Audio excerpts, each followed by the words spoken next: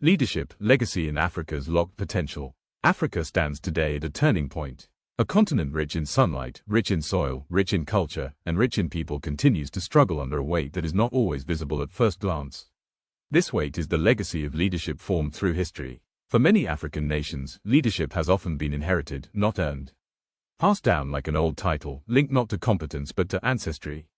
This phenomenon, rooted in the pre-colonial and post-independence eras, has shaped many of the leaders who guide nations today. But the issue is deeper than simple inheritance. Many leaders who step into power from historical families do so without being prepared for the complex needs of modern societies.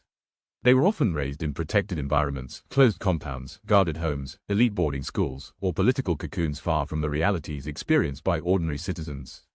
Some grew up surrounded by privilege instead of challenges. Others were educated in isolation, tutored by out-of-touch teachers who lacked the ability to build emotional intelligence, social awareness, and empathy.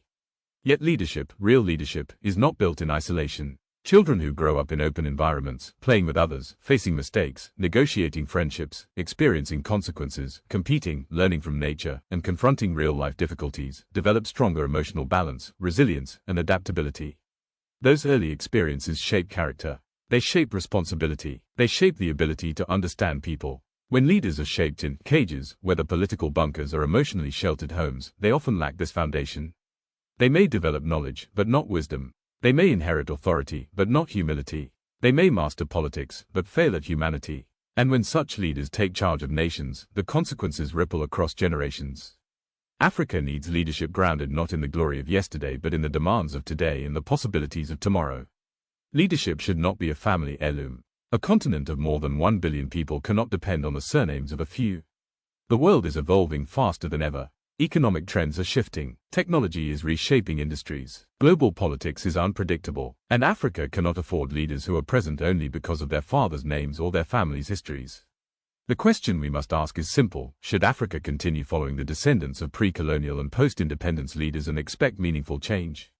And the honest answer is, change cannot grow from roots that refuse to evolve. Africa's challenges today require leaders who are connected to reality, leaders who understand modern economics, leaders who understand the psychology of communities, leaders who can feel the struggles of families waking up every day to unemployment, insecurity, and limited opportunities. Leaders who can empathize with the dreams of the youth, not because they read reports, but because they live among the people. True leadership requires empathy, an element missing in many leaders raised in isolation.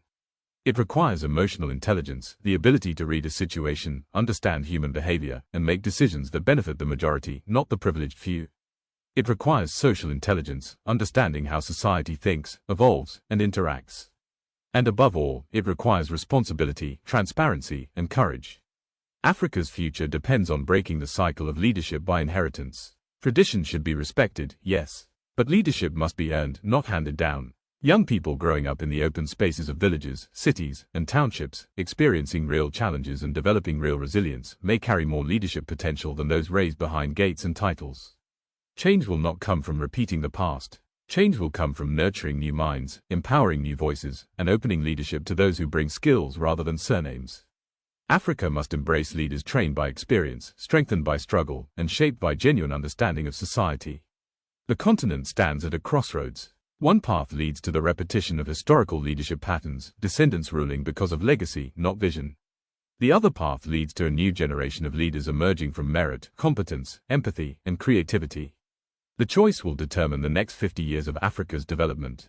Africa is not lacking talent. Africa is not lacking intelligence.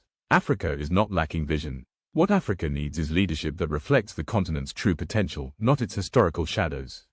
The time has come to open the doors, break the old patterns, allow leadership to rise from ability, not ancestry. Only then can Africa unlock the future it truly deserves. I am Siani K. Talk.